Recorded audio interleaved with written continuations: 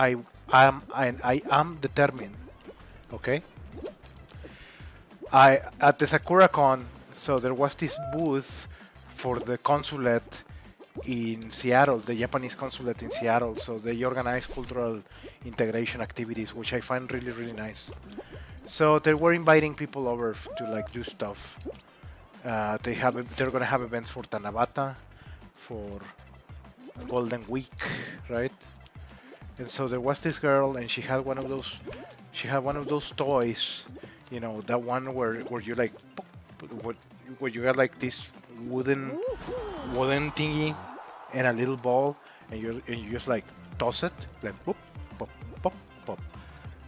So she told me, "Oh, if do you want to play with this? Play with it." And I played with it for a while, and she told me, in Japan, they use this to teach young children about determination. And I was, holy shit, about perseverance.